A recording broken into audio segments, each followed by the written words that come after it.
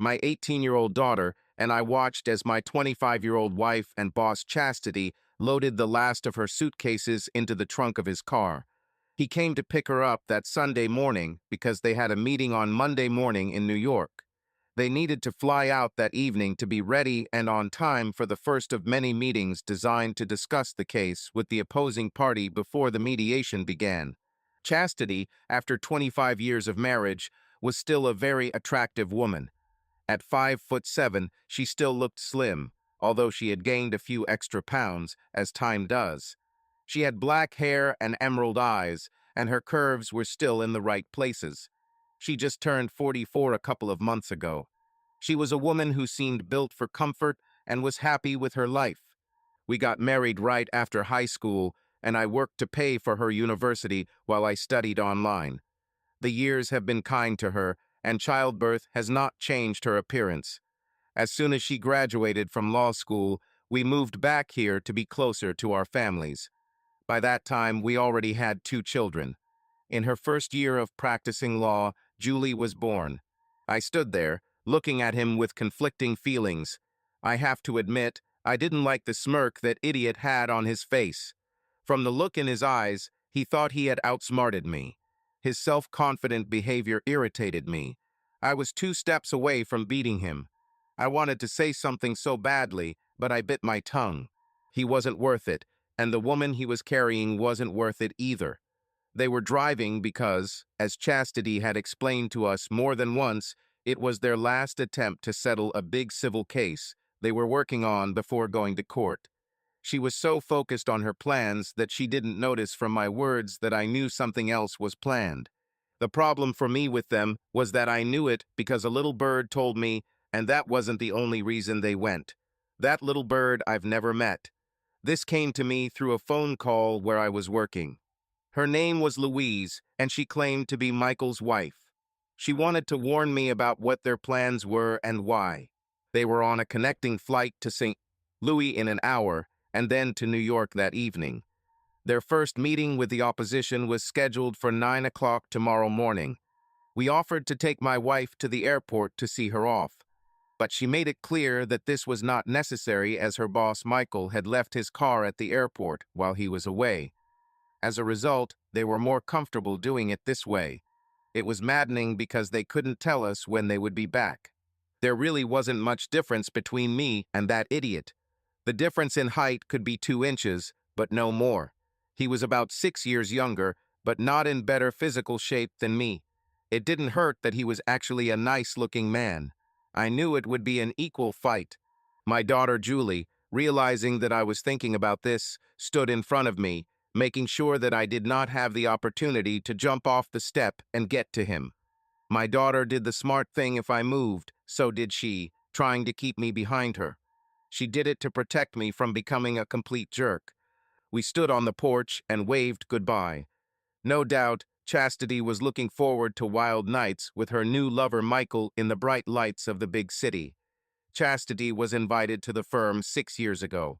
Since she was promoted to associate partner at this law firm 2 years ago, our lives have changed, and not for the better.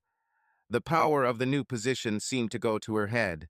Unknown to anyone but me, Michael's wife Louise contacted me a couple of weeks ago with many details about his past relationships with women who worked under him. Louise told me that was the last time he did this to her. They set a trap for him. As soon as his car was out of sight, my daughter and I went inside. "Do you think Mom has any idea what we know about her plans, Dad?" asked my daughter Julie. "That Michael is planning to add another notch to his belt with her, probably not," I replied. She was never able to see beyond the smoke and mirrors, even with her legal mind. If she heard rumors about his past behavior, she ignored them because she never took idle talk seriously. With her legal mind, she still can't understand it simply. It is a fact that rumors always begin with a basis of truth about the person himself. Your mother still sees the world and others through rose-colored glasses. However, she will join this relationship voluntarily because she believes that she will not be caught. For her, it was always hidden from sight, therefore out of mind. For her, it will be seen as a sexy vacation from the boring routine of our daily lives, I explained. It will be a rude awakening for her when she is forced to realize that she has simply become another of the many women he has used. It will be even worse when she is faced with the reality of what she has done. My daughter looked at me seriously before saying, "Why do you say that? If you think that, why didn't you try to stop it?" "You know your mother as well as I do," I said. If I told her not to have an affair, she would deny that she was planning anything like that. She would simply say that I was jealous, immature, and childishly naive. The discussion of this issue would go downhill. We would end up with a big deal. An argument that wouldn't lead anywhere. She would have left for the trip angry with me anyway, and would have continued with her plan as soon as they turned the first corner. She had already made up her mind. Nothing we would have said or done would have changed. Her opinion. "Does his wife know what's going to happen?" asked Julie. "Yes, and also her father," I said. "They already have paperwork prepared to submit when they catch them. This isn't the first time he's done this. Louise has the names of other women he took as his last mistresses. Her children are already grown enough for her, so it's easy to take care of their needs without him. That's why she decided to destroy the facade they called marriage. He will be served divorce papers for adultery, and my wife will be served papers for interference with marriage." "Will you forgive Mom, Dad?" Julie asked with a worried look. "Not this time," I said. "I already forgave her once. It's different for me, and she won't be forgiven. It's time to settle the score and move on." The moment she left, divorce was already on the agenda. She had her chance and missed it. I will remember the look on my daughter's face for the rest of my life, because neither she nor any of our children ever knew. It must have been a big shock for her to find out that their mother had already cheated once. "Dad, you better explain that comment," Julie said, "because it just doesn't make sense." "Julie, you're the youngest, so what I just told you stays between us," I said. "Last time it was before she found out she was pregnant with you, and continued until she clearly started showing. If you were his child, I would have left her then. Luckily, the blood test confirmed that you are mine." The look of shock on my 18-year-old daughter's face was priceless. It was a family secret, known only to three. For the sake of the family, we deliberately kept it a secret. "Who is he? Do we know him?" asked Julie. "This is a man I haven't spoken to in 18 years, I said. "Your kids all call him Uncle Charles." Julie sat there, taking it all in. Everything was becoming clearer to her. If Charles was present at a family event, her father never went. Her mother always drove them, but she deliberately tried to avoid Charles. Over the years, her grandparents celebrated Christmas twice. Christmas Eve with her family, Christmas with him. Now she understood why her father had never communicated or associated with her uncle. "Hey, Julie," I said sarcastically, "maybe you should text your uncle and let him know that Chastity will be back at the market soon, and let him know what hotel they're staying at this week. With his past experiences with your mom, he might see this as a chance to reconnect for old time's sake." With these words, I went to the kitchen and started making coffee. With the Southeastern Missouri newspaper in front of me, I began scanning the classified pages for a place to rent while I looked for something to buy. I knew that until Julie graduated from university, Chastity would be allowed to stay in the house. I needed to move before Chastity came back. Judge Donald McDonald always put the needs of children first in all of his decisions. In many cases, this resulted in parents being dissatisfied. Not appearing in his court when ordered was tantamount to signing his own death warrant. I knew the results of many of his decisions, so I planned accordingly. I heard Julie's phone ring. I knew she had answered and was talking quietly to someone. I could hear her voice, but since she spoke very quietly, I could not make out the words. They had to talk for quite some time because I had made several calls and was getting ready to inspect several rental units. "Dad, Uncle Charles admitted the scam and asked how I knew about it," Julie said as she walked into the kitchen. "I told him what was going on in our lives at the moment. He fell silent for a few minutes before saying that your dad doesn't deserve to have this happen to him. He said if you're willing to listen to his side, he'll be waiting for you. After 18 years, I have to admit, reflecting on that time, that maybe it's time to hear my older brother's side. Chastity's behavior made me look at that time from a different angle. I saw their behavior then as a complete betrayal, but I stayed in the marriage for the sake of the children. I was old school. I didn't want my children to grow up in a divided home.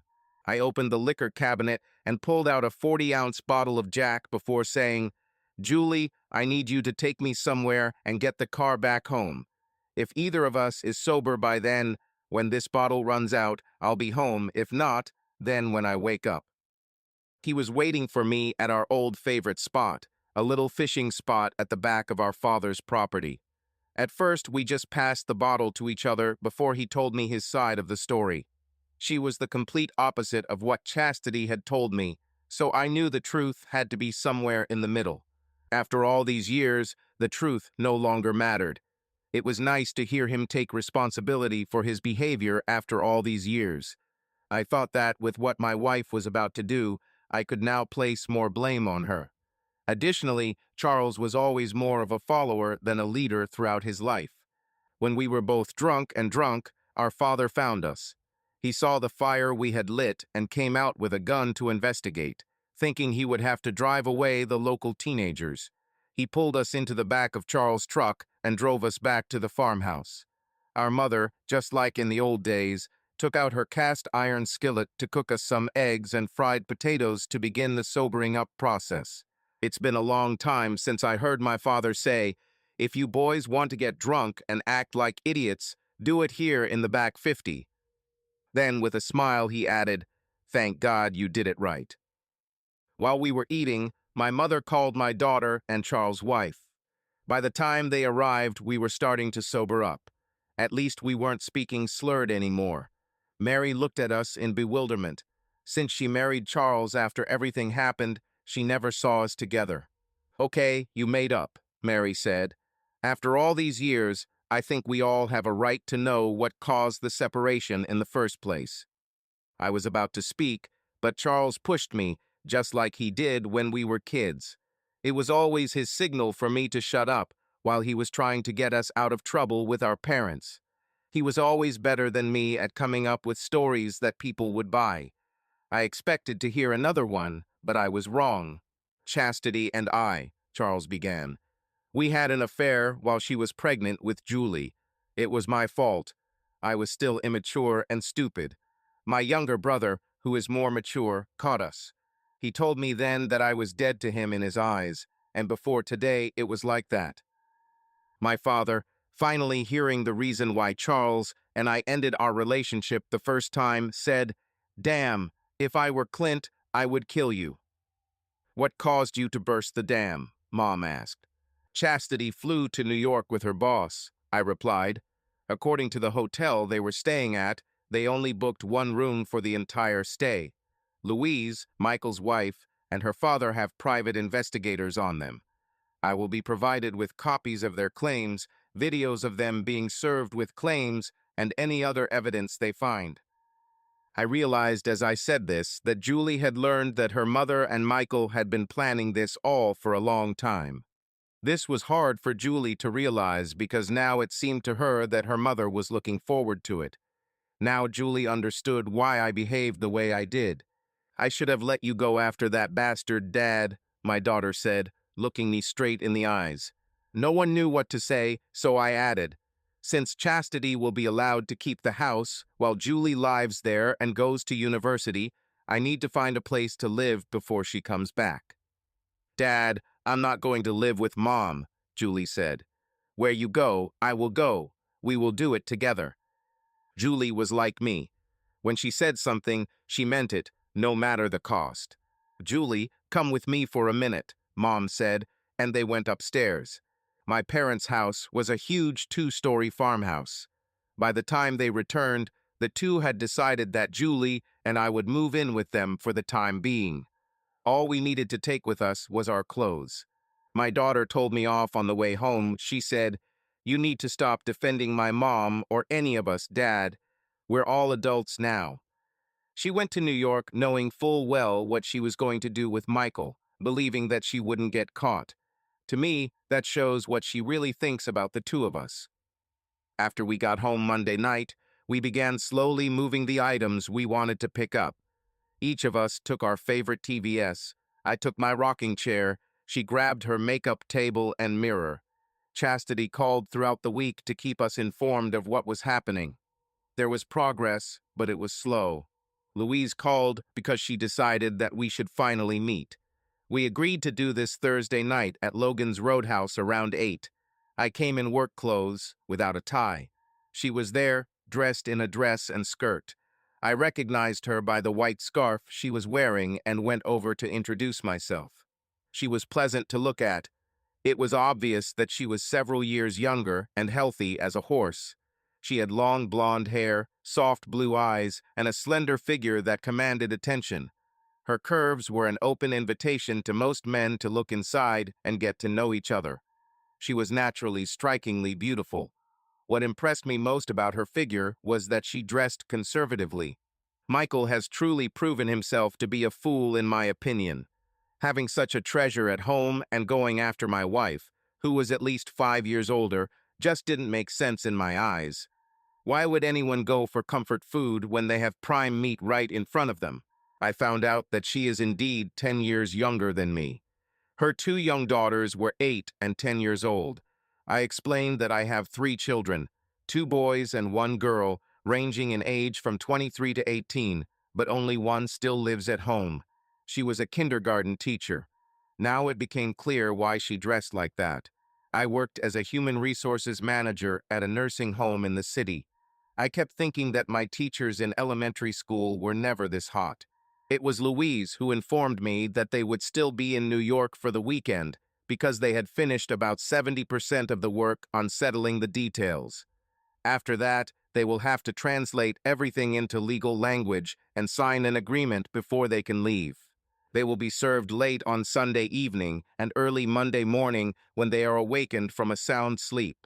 The hotel security service, having received management approval, will allow private detectives into the lover's room. She asked me how I dealt with it. I said much better than last time. We all ended up talking about it. I noted that the main difference between the two was that this time it was intentional. Last time everything was so black and white. She asked if I knew who was first. I told her it was my older brother over 18 years ago, before my youngest child was born. Until this week, we hadn't spoken to each other in 18 years. We made peace last Sunday after I told my daughter Julie about it. I said, "She made us work the way we did when we were young. I had the worst hangover I've had in years." Louise laughed, and I said, "It makes it even worse that our father caught us like he did when we were prepubescent teenagers and dragged our asses home like we were still wet behind the ears."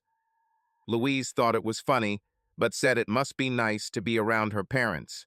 I told her that my youngest daughter and I would be moving in with my parents until I found a new home for us. I took my tools, sporting weapons and clothes, and left the rest.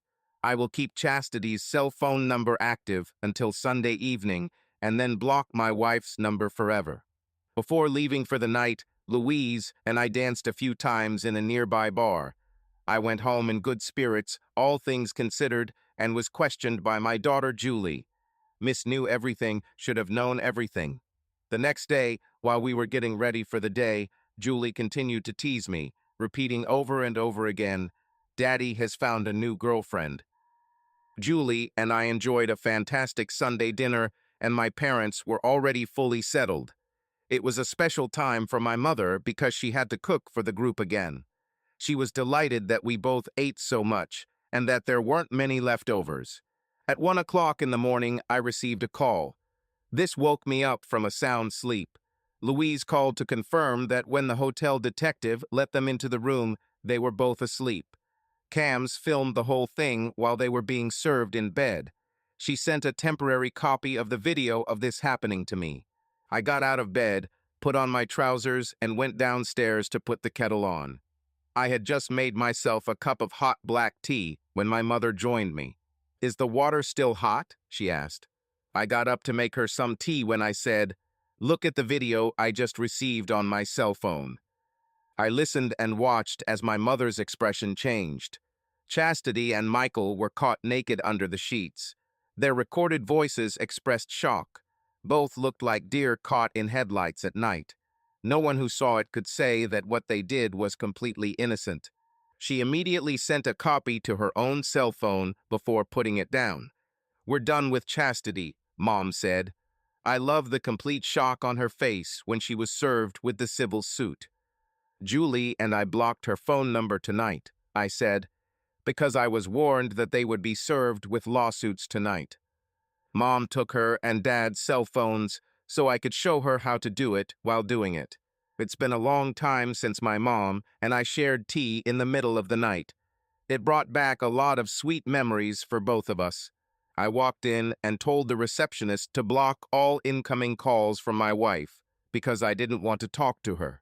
Around 11, she came and said, "Listen, she calls here every 20 minutes.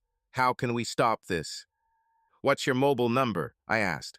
She gave it to me. I said, "I'm texting you a video clip. Next time she asks to talk to me, ask for her cell number.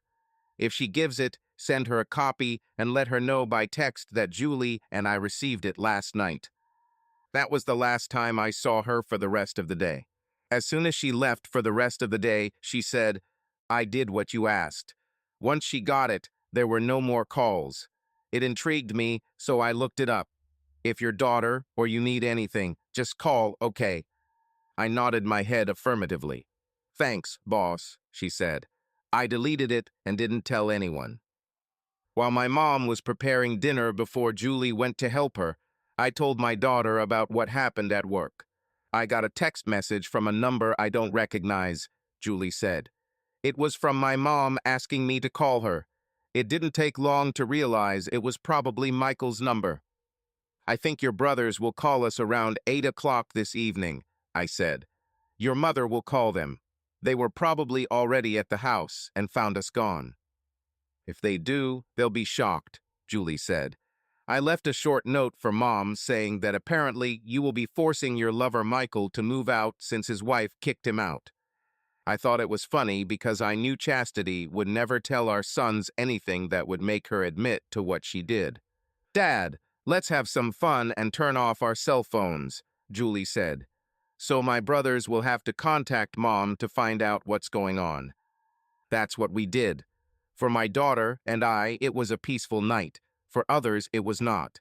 We found out later that my sons actually came to our former home. As soon as they walked through the front door, they discovered that my favorite chair was missing. This resulted in the entire house being searched. It quickly became clear that Julie and I had moved out. It was only when they entered the kitchen that they found their sister's note. When they called Julie and me, their call automatically went to our voicemail. This made them even more angry. They were confronted by their mother on her cell phone, who claimed she didn't understand what the note meant. She also told them that she didn't understand why we moved out. They called all over the city looking for us, but to no avail. Finally, in desperation, they called their Uncle Charles, who told them that after what their mother did the second time, perhaps his brother did not want to be found. So Jason and Justin told their uncle about the note and what it said. "All I can say for sure is that Michael is your mom's boss, and they've been sharing a hotel room in New York for over a week," Charles said. "You're old enough to draw your own conclusions from this." The boys were so shocked by this that they forgot to ask themselves how and why their Uncle Charles knew it. My sons, in their search for Julie and I, spread the news of the breakup between me and my wife better and faster than gossip could have done. By the end of the next workday, my secretary forwarded a call from my oldest son, Jake. After the greetings, he got down to business. "What's going on, Dad?" he asked. "Where do you and Julie live now?" "Nothing much, considering that we mostly know that in our world, what was wrong is now right, and what was right is now wrong," I replied. "Dad, let's not get into religion," he said. "Just tell me the facts." "Check your text messages for what I just sent," I said. "This will answer your question. Send this to Jason, and if you want to talk, come see my father after dinner." With that, I hung up, texted the video, and sent one to Julie to let her know what I did. Less than 10 minutes later, Jake texted back, "Damn, I'll be at Grandpa's at 8. My parents left my kids and me alone, so we could have a serious conversation about our current marital status. Julie and I listened to what they thought I should do next. The boys did not see their mother's actions as a serious problem and believed that I should get over it. We all make mistakes, Dad. Look how many times you forgave us when we were growing up." This angered their little sister. "You may be my brothers, but you're both fucking idiots," Julie said angrily. "It wasn't a damn accident. Mom and Michael planned everything. The hotel room was reserved for Mr. and Mrs. Michael Truscott a week before they left." As I listened to her, watching my sons' faces, it was a look I will never forget. We watched Mom leave our house that Sunday afternoon. She left knowing she was going to cheat, Julie continued. She made him pick her up and seemed worried about what she was getting into. Dad offered to take her to the airport. But no, she wanted to rub it in our faces by leaving with him. We were probably what they were laughing at on the way to New York. She didn't know that we knew, and didn't realize that we were seeing through their farce. Julie asked me why I didn't stop her, and I told her she would have lied and denied it. I continued. "Your mother's actions made it clear that she was leaving the marriage. This was not an accident. It was all planned and intentional. Dad and I knew about 2 weeks before she left," Julie said. "Michael's wife warned us. That's why we had video within an hour of them being served with the lawsuits. Boys, you have to understand that your mother didn't just do this to me," I said. "She did it to all of us. I'm going to the doctor tomorrow to get tested for STDs." All my children looked at me with their amazed eyes. "I'm doing this because I can't be sure that she didn't have other lovers on the side," I continued. "This may be the first time she's been caught. She's been on business trips quite often over the past few years. Her behavior makes me wonder if these trips were of this nature." "Dad, you can't be serious," Jason said. "There is no chance that my mother had other lovers." "Based on what we have learned, can we all say that we will get the truth to these questions from your mother?" I answered. "The truth doesn't matter, the facts do. If I don't have an STD, then we know that what you believe can be true." When there was no response from my 3 children, I said, "It's time for me to go get a cup of coffee." My parents were in the kitchen. They heard the entire conversation. "Clint, you're approaching this right," my father said. "I wouldn't have thought about the possibility of others. Being an attorney at a firm that partly sues the medical industry and pharmaceutical companies, it does raise the possibility that she slept with others. She was always flying off somewhere because there have always been meditations before the court. Even if she had separate numbers on these trips," I continued, "all it takes is a call from one number to another. Since in our society one truth can be another's lie, I cannot afford to trust everything that she's been saying these last years." At that moment, my mobile phone rang. It was Louise, so I said I should take this call in private. So I went out onto the outside veranda. "Hi, Louise. Good to hear from you," I said. "What's happened?" "I talked to Michael. It didn't go well. He doesn't understand why I'm filing for divorce," she said. "He thinks I should forgive him and move on with my life as before. I told him that my daughters are old enough now and I don't need him in their lives. That's when he realized that I no longer have love for him. He killed her through his false ways. Chastity, he says, is in a bad place now that she's not working. She's trying to figure out how they could have done all this. Looks like they'll be back home Thursday afternoon because an agreement has been reached." "Julie, my daughter, and I blocked her number," I explained. "I told the receptionist not to take calls from her. It got so bad that she asked me to make them stop. I gave the receptionist a copy of the video you sent and told her she should forward it to Chastity. That stopped the calls. My wife now knows that we all know what happened. It must be hard for her to realize that she can no longer control the situation. I told Michael that his personal belongings would be kept in the garage until he got them," Louise said. "Then I told him that I had already changed the locks on our house. I just wanted to see how you dealt with it. I just finished a long conversation with my 3 children, explaining that this may not have been her only scam, and that's why I'm going to get checked out, I said. When they asked why I thought it was necessary, I said, "Do you think your mother would honestly admit that she had others? I guess I'm just taking it one day at a time." Julie and I moved out. We talked a little more before wishing each other good night.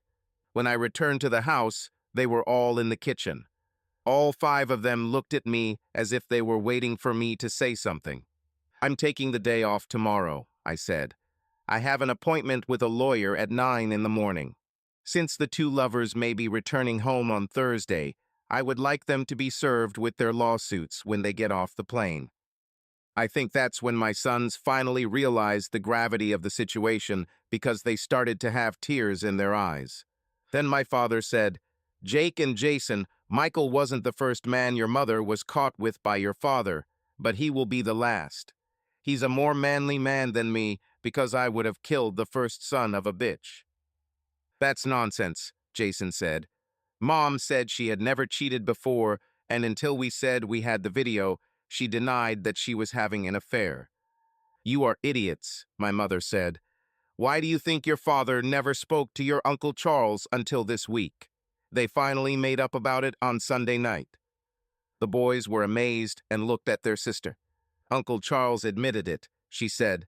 "He said our dad didn't deserve it, but he did. When I told Dad that Uncle Charles and Dad made up." The emotions were raw for everyone involved. I got up and put the kettle on. All 3 of my children experienced the consequences of their mother's behavior in their own way.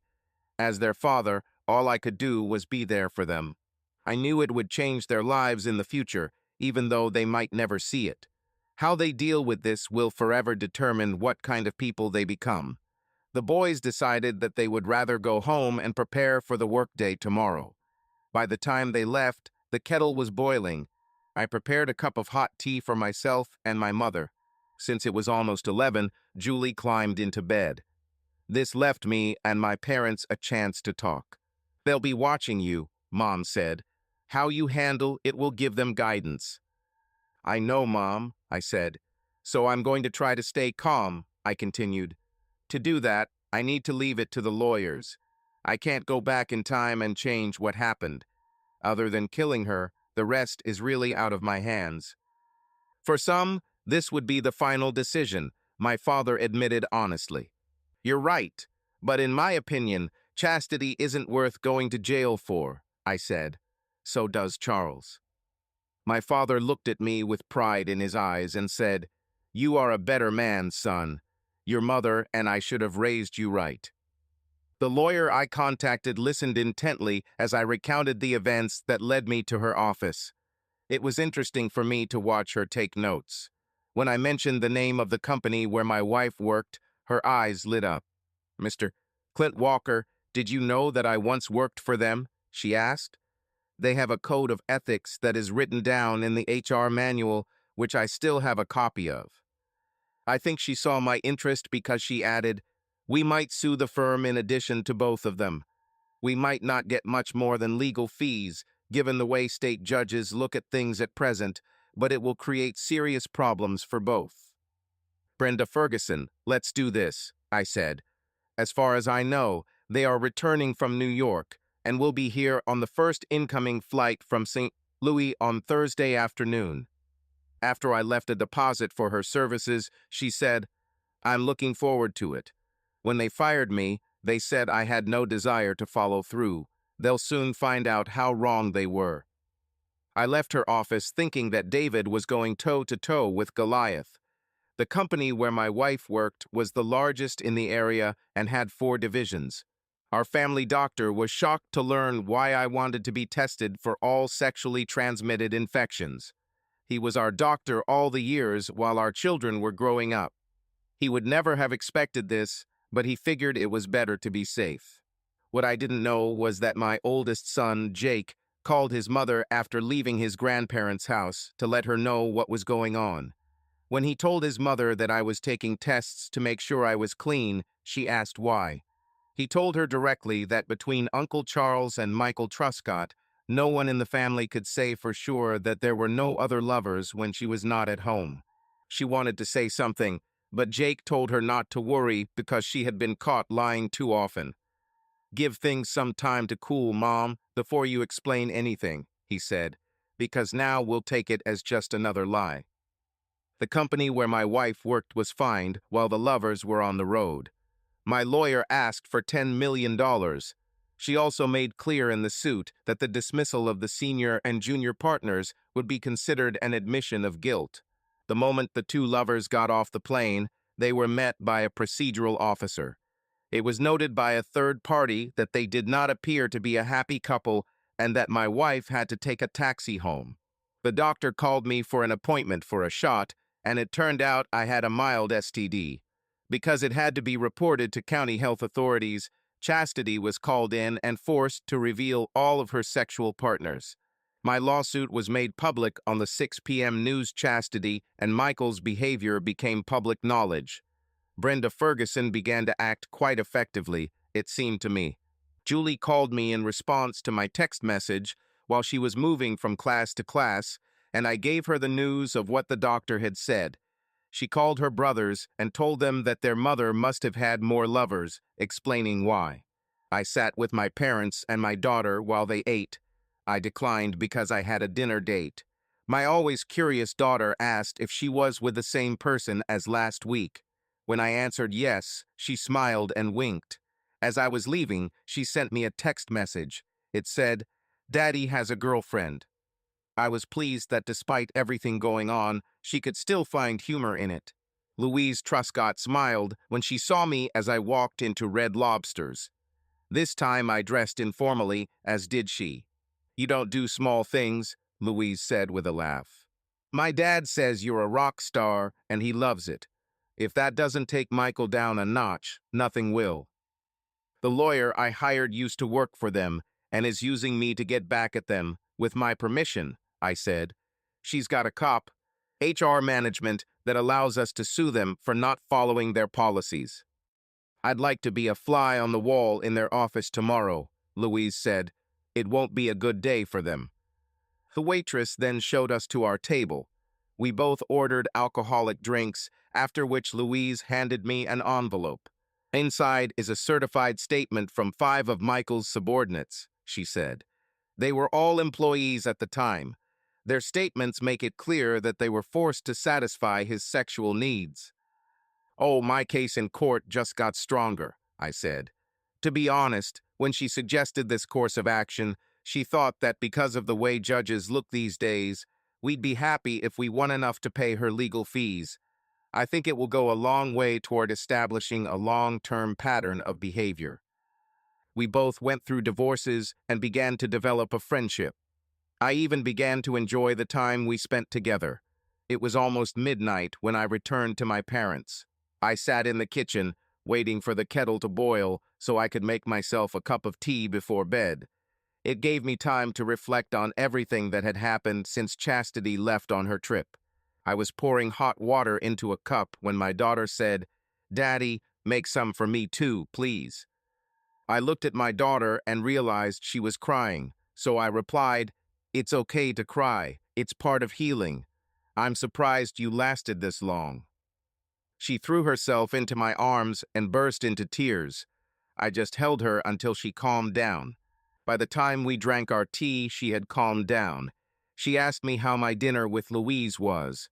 I said that honestly, we were just getting to know each other better, but it looked like it would turn out to be a good friendship. Julie asked a few questions about her, and I answered them to the best of my ability.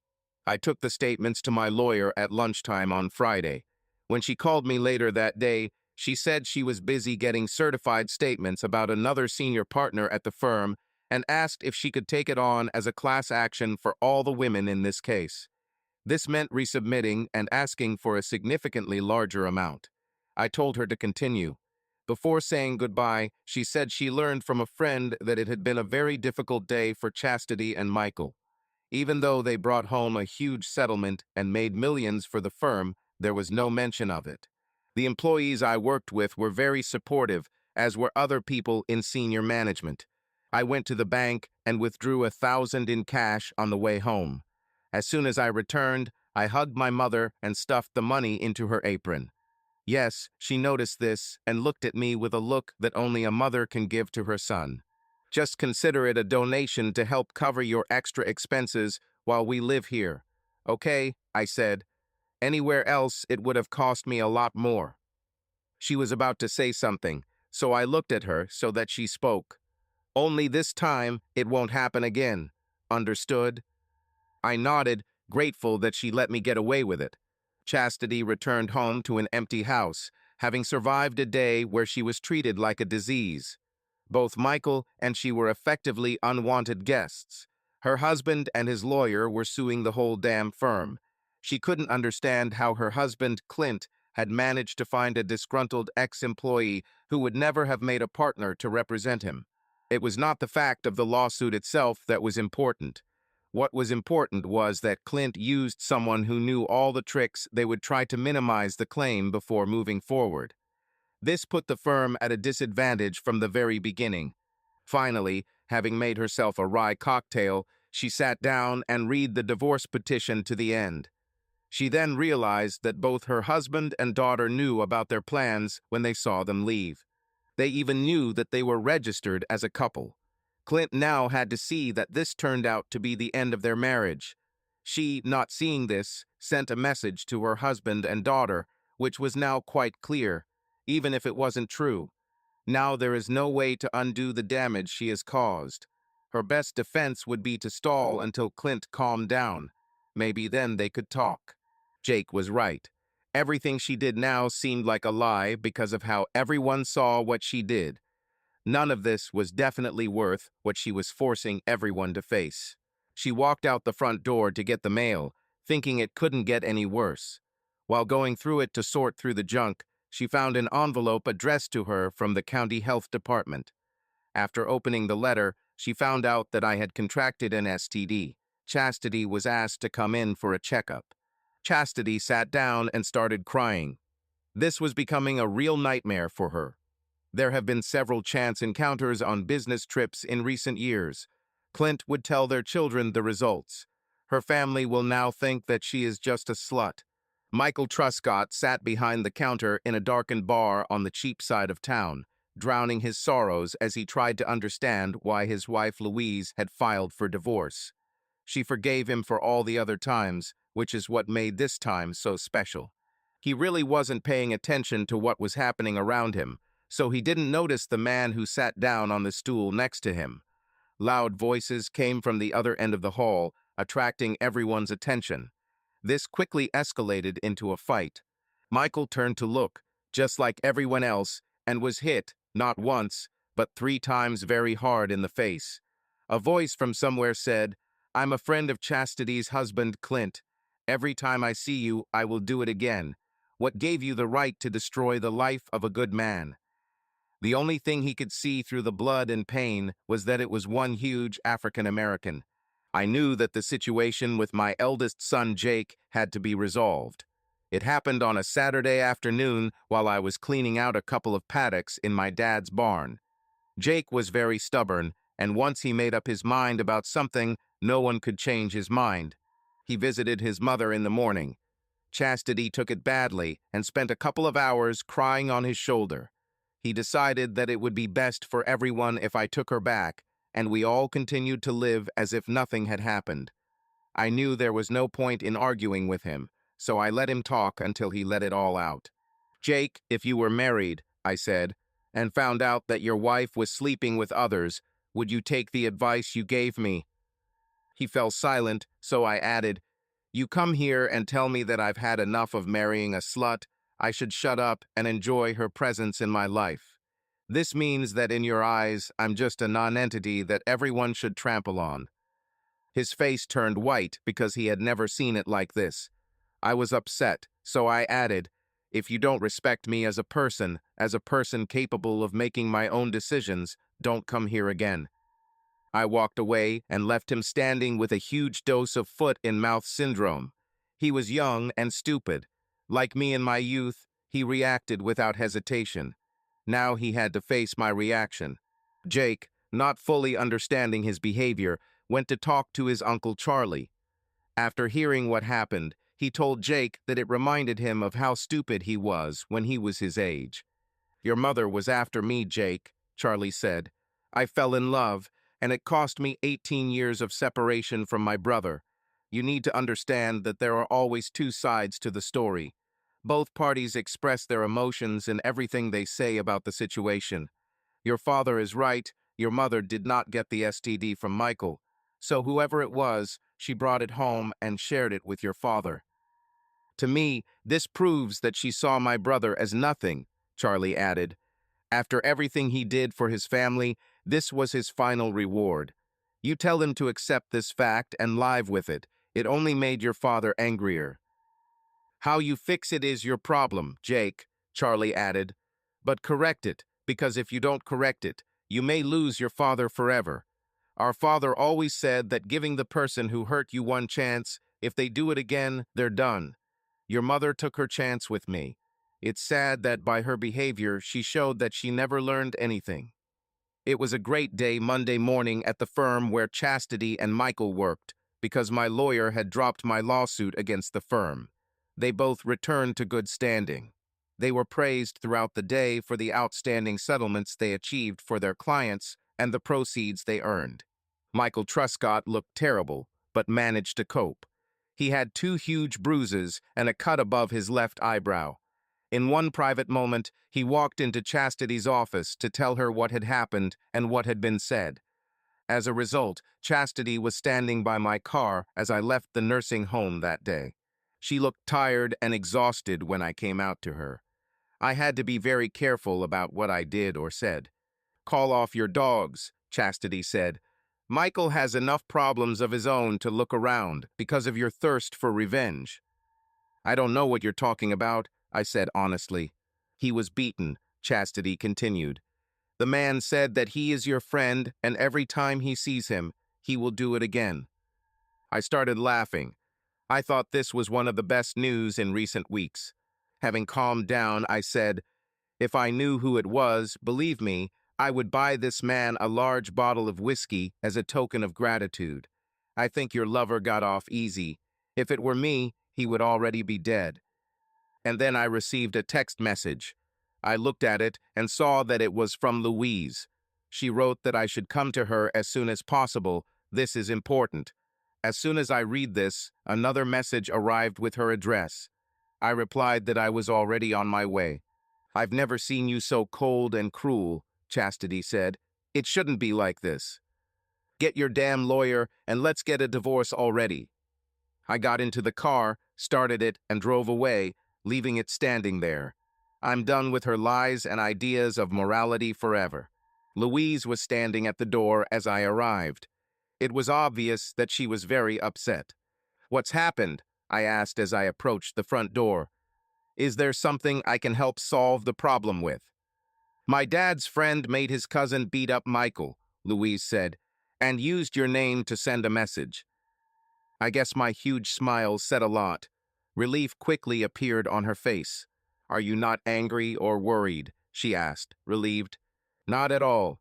I just wish I knew where he lives so I can send him a thank you whiskey," I said. Automatically, I hugged her for a moment. Louise didn't resist. Reluctantly, I let her go. I was about to apologize, but she stopped me with a kiss on the cheek.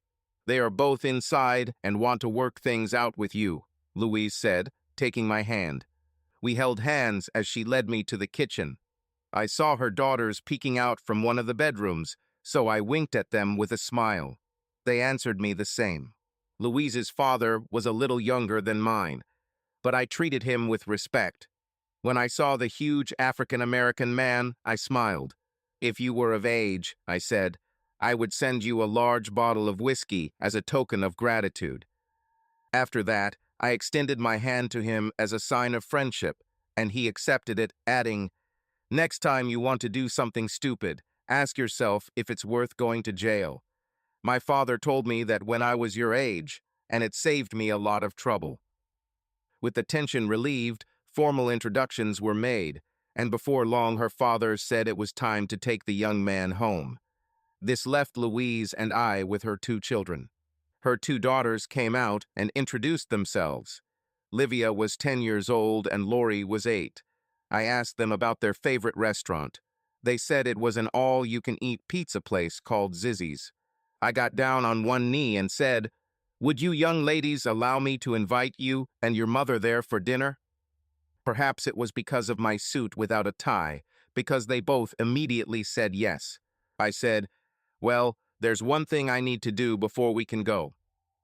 "What is this?" the girls asked. "I need to call my mom and let her know I won't be home for dinner."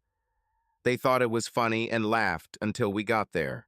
Louise and I walked into Zizi's as the girls ran ahead. As we sat down, Louise's colleague saw her. As Louise approached for more pizza, a colleague stopped to talk to her.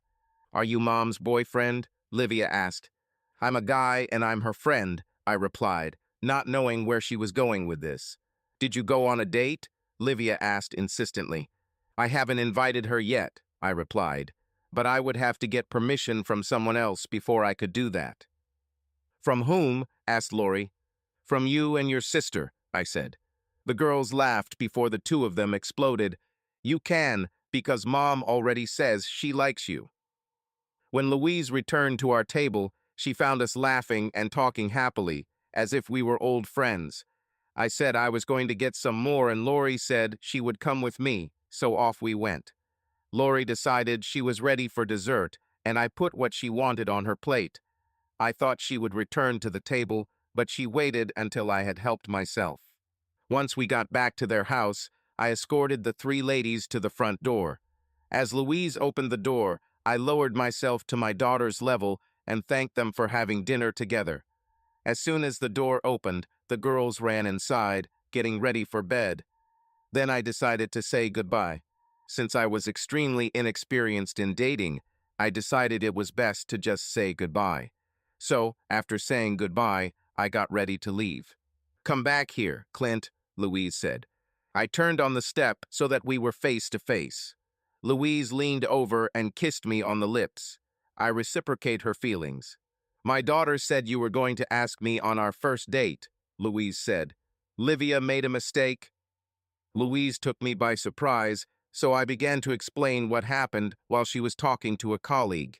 Then Louise and I sat on the front porch like teenagers discussing the situation. It took us a while to both admit that we were interested in each other, but were both worried about what we were facing.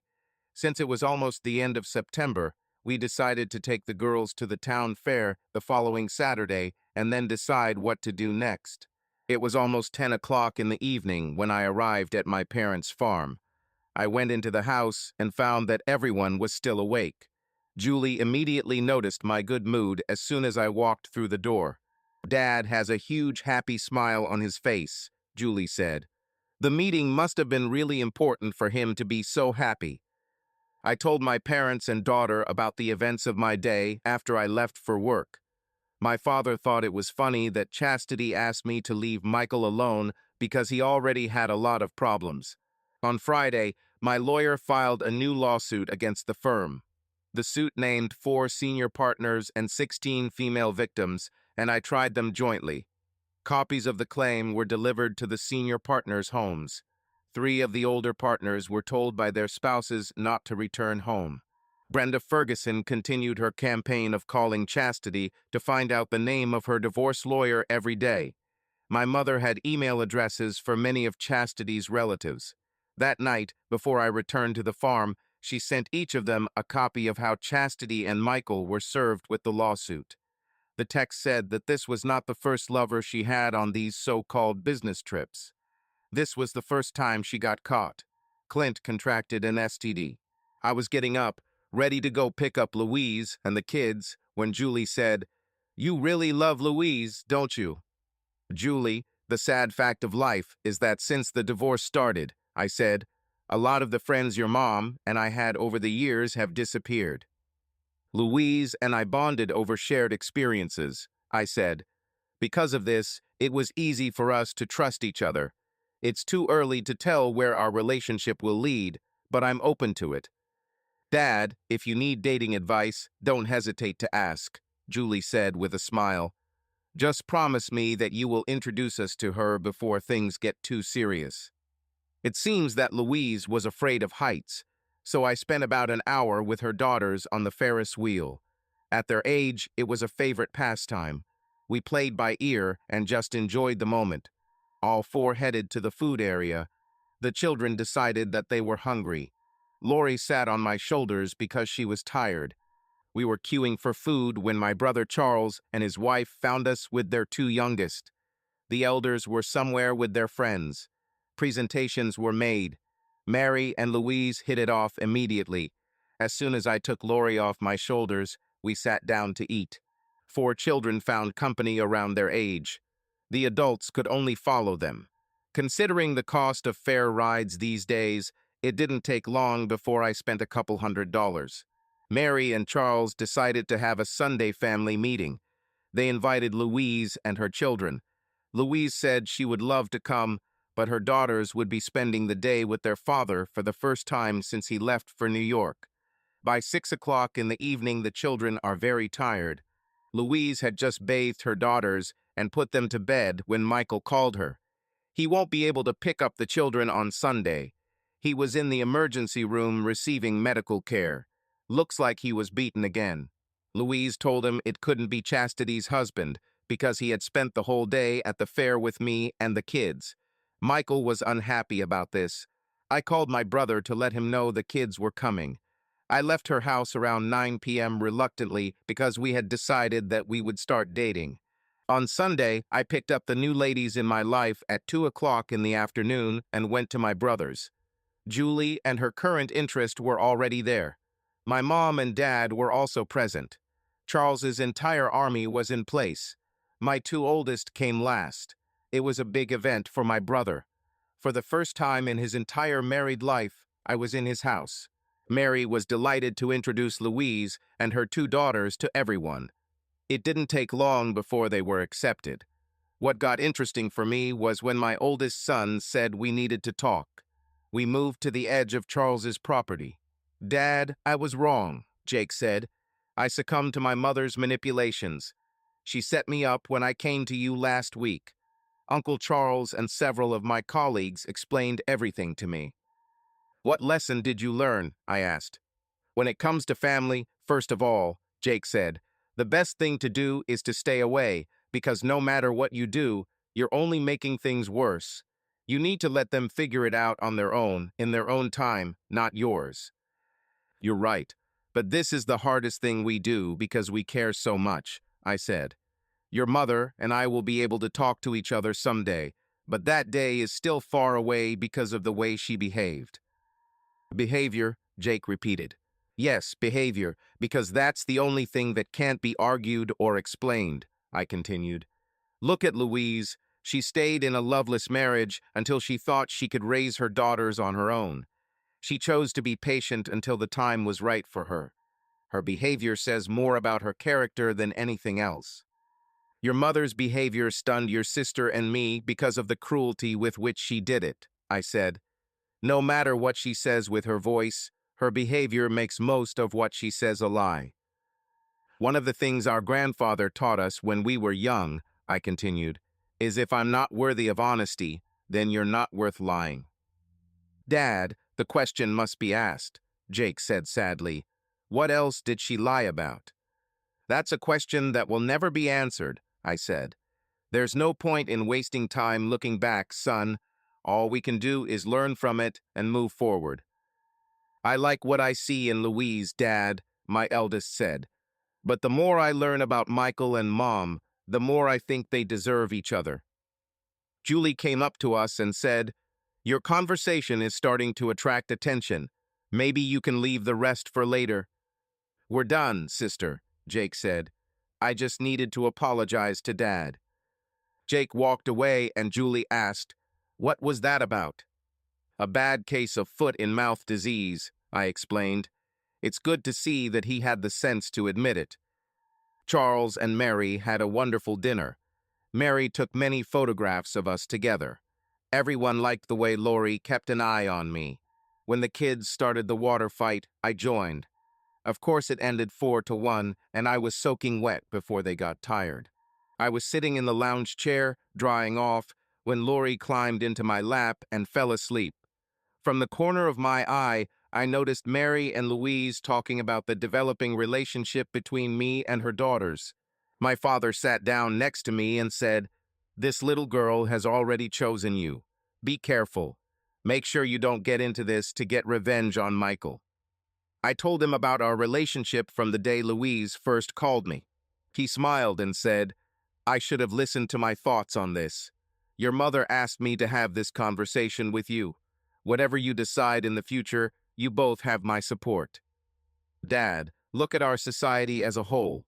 An avid Democrat, most like one of this country's greatest presidents, John F. Kennedy, denies his membership, runs for the same office on the Republican ticket, and wins. In the next election, the most conservative members of Congress refuse to run again. What the Republicans are left with is more consistent with the views John had, F. Kennedy. However, the media fills the airwaves with hatred, propaganda, and lies, making him a traitor to the democratic values he has always upheld. He hasn't changed, but the opinions of those who look at him have changed. He's still a Kennedy Democrat. Now they are trying to convict him for something he says he didn't do and remove him from office. At the same time, they are trying to elect to the same position a person who claims to have done what the president is accused of doing. "What is the meaning of this statement?" asked my father. "They have the same idea of truth, honesty, behavior, and morality as my soon-to-be ex-wife. Those who are not New Democrats are just pieces of crap that they want to wash out of society.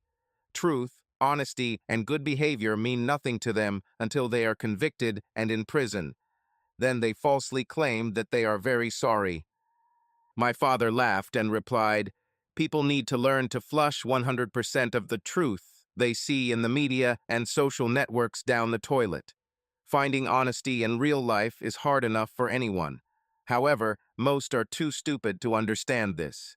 It amazes me that we are seeing two versions of Democrats fighting each other. This simple truth explains a lot.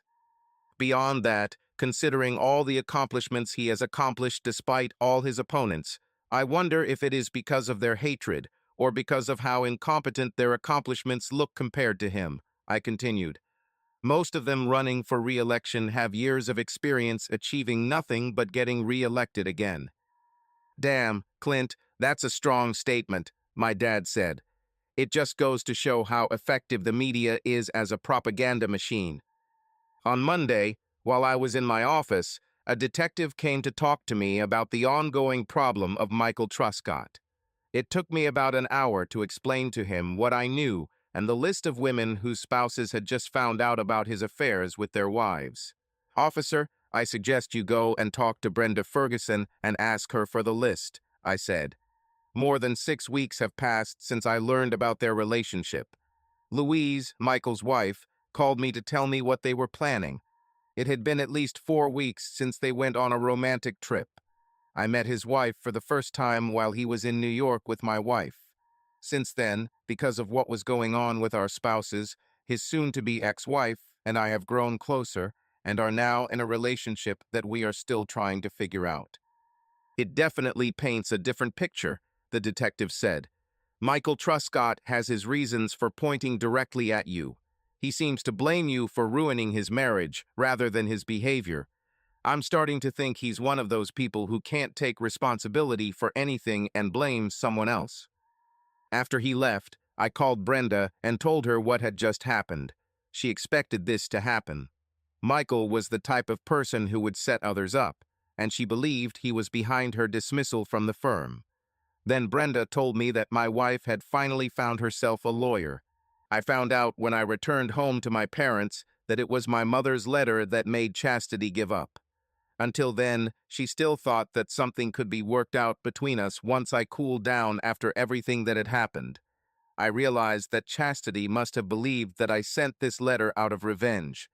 On Wednesday, Julie and I took Louise and her daughters to dinner at Olive Garden, where we were joined by my sons. During dinner, I revealed that Chastity had finally hired a lawyer to negotiate the terms of her divorce. Both of Louise's daughters seemed excited about Julie for some reason, and Julie was happy about the attention. Overall, Louise and I thought the dinner was a success. 2 months have passed since the last family meeting. On Friday afternoon, I sat next to Brenda Ferguson, waiting to be called before Judge Donald McDonald. My soon-to-be ex-wife and her lawyer, a divorce lawyer from the same firm, were sitting across from me in the hall. We agreed on the division of property. Since there was no mortgage on the house, it was quite simple. Chastity agreed to buy out my share of the house based on the current appraisal and give me half of our joint savings. When we were called before the judge, each of us had to confirm that we agreed with everything. As soon as we did this, the divorce was finalized. Chastity stopped me on the front steps as I was heading into the parking lot and said, "I ruined myself. I finally admitted my behavior to our sons. Julie still refuses to talk to me because she thinks what I did was intentional. I only wish I had seen earlier what kind of message I was sending. I would accept that explanation from our daughter because of her inexperience in life," I said. But from an adult, it sounds so self-confident and superficial. Louise's divorce had already been finalized. She got everything she could out of him. Michael was to pay $1,000 a month in child support, $500 each until they were 18, and half the cost of their post-secondary education. The house they owned was to be sold and the profits divided equally. Michael, for some reason, left the company and moved to another city, opening his own company. It seems that his constant encounters with fists when he least expected it got to him. With the received share in the company, he was provided for life. My parents invited Louise and the girls over for dinner. What we didn't know was that my parents also invited her parents. Given the developing relationship between Louise and I, they decided it was time to start getting to know her family in case something serious developed between us. Brenda Ferguson negotiated with the insurance company that was responsible for the firm's liability insurance. It looks like the case will be resolved out of court. After paying her 30% share, we will all receive more than $750,000. We all sat around Mom's formal dining room table, which was being used for the first time in years, just relaxing after a big dinner. When I stood up, I pushed back my chair and got down on one knee. Taking the ring box out of my pocket, I said, "Louise, will you take a second chance and marry me?" Louise said in complete shock, "Yes." That's when the real party started. Mom had to call Charles and Mary and my two sons about the good news. They arrived within half an hour. Amidst all the excitement, I noticed Lori was crying, so I walked over to her as she sat on the floor and sat down next to her. She immediately climbed onto my lap. "What happened, baby?" I asked quietly. "Nothing. I'm just happy that you're going to be my dad," Lori said. I looked at Louise, who had tears in her eyes. I think she could see them in my eyes, too. I stood up, holding Lori, and walked over to her mother. Everyone understood that this was an important moment of rapprochement. Livia came and stood next to us. "Dad," Livia said, "when Mom and you get married, will we also take your last name?" "As soon as the court allows," was my answer. "Livia and Lori," my father said, "from now on, you can call us grandparents, okay?" My only thought was how much time my new daughters would spend with my parents. Both enjoyed the prospect of spending time on the farm. My father will teach them how to ride horses in no time. Later, in private, Louise asked me how I was going to convince Michael Truscott to let me adopt his daughters and legally change their last name to mine. I said I'll leave it up to me. Then the search for a home began in earnest for us. The plan was for Louise and the girls to move there before our wedding. About a month later, I showed up unexpectedly at Michael Truscott's office. His secretary told me to come in. I walked in and closed the door behind me. His face began to heal, but his appearance had changed greatly. He was beaten 8 times. The detective interviewed all of his former lovers and their spouses, but he still had no firm suspicions. I decided to take the risk that he truly believed that I was responsible for the disfigurement on his face. "I think you heard that Louise and I are getting married," I said before he looked up. Michael's face went white as he looked up. He seemed to truly believe that I was the person responsible for the injuries he suffered.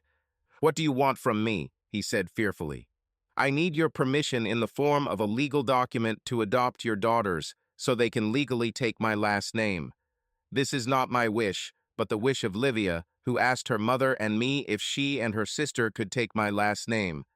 This must be done in a way that legally recognizes us both as their fathers and allows them to change their last name to mine." "Why should I consider this?" he said. "This will get you away from me forever," I said. "If you don't agree, you and I can meet often." It took him half an hour to type and print the document I asked for. I knew he didn't really care about his daughters because I hadn't seen them since he left for New York. His secretary, who was also a notary, certified the document and stamped it. According to Louise, he only married her because she became pregnant. When his family found out about this, he was pressured into proposing. I made it to the school where Louise taught kindergarten just as she was letting the class go. I had to go into the office because they didn't know me at school. I asked one of the employees to call her class and call her to the office. She was surprised to see me. "Louise, I made a promise to your daughters on the day of our engagement," I said, handing her the envelope I took from my inside jacket pocket. "I think this will allow us to give them what they want." She took it, opened it, and read the enclosed document. "How?" she asked, her eyes filling with tears. "Michael still believes I'm behind his face being met with fists," I said. "I used his fear to my advantage to achieve this for us. I thought we could arrange it so that on our wedding day, Livia and Lori could legally take my last name." "Julie told me the night we got engaged that you always keep your word," Louise said, "especially in front of a child. Do you think Brenda Ferguson will take care of the adoption papers and file them in court?" "I'll call her office," I said, taking my cell phone out of my pocket. "The secretary should be able to answer this question. If she can, I'll make an appointment at a time so you can come." The office secretary, a woman, couldn't help but overhear our conversation and said, "Louise, have you set a date?" "No, I wanted to, but Clint said he wouldn't do it until he found a way to convince Michael to let him adopt my daughters," Louise said. "He felt that if we were going to be a family, the kids should get what they want when we say our vows." We were able to meet with Brenda later that afternoon. She was delighted for both of us. Within 20 minutes, she prepared the necessary documents and printed them. With the notary statement provided by me, they were due to be filed in court by the end of the day. It took a week before we found out that my adoption and their last name change would be approved.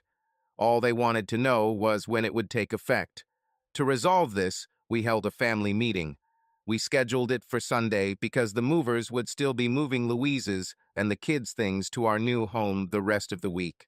Louise and I were at work the next morning when the detective investigating the ongoing attacks on Michael Truscott visited us to tell us that 2 arrests had been made. One of those arrested was another senior partner at the firm with whom Michael had slept, and an African-American man who still believed they were in a relationship. Both of those arrested were men. My brother Charles and his wife met us on Sunday. We were the last ones to arrive. We arrived with a huge pot of Boston baked beans that Louise had made. It was a potluck brunch. After the greetings, my future father-in-law asked, "What's new?" "We want to announce that in 2 weeks, 6 days before Christmas," I said, "if we can use the little shed for our parents' equipment, 2 things will happen. First, Louise and I will exchange vows, and second, the adoption of Livia and Lori will be completed. All 3 will take the name Walker. We will be spending our honeymoon next summer with our daughters," Louise added. "It will be held at either Disneyland or Disney World." It was a commotion, but in a quiet moment, Livia came over to me and sat on my lap, saying, "Thank you, Dad." "For what?" I asked. "Because you love us enough to keep your word," she replied. I couldn't answer because the 10-year-old girl's words, which sounded so sincere, had no response. I just took her into my arms and hugged her tightly. Subscribe to our channel so that your second chaff doesn't cheat on you And go ahead and listen to the next story, because this story is nothing compared to the next one. If you're under 18, don't even think about listening to the next one.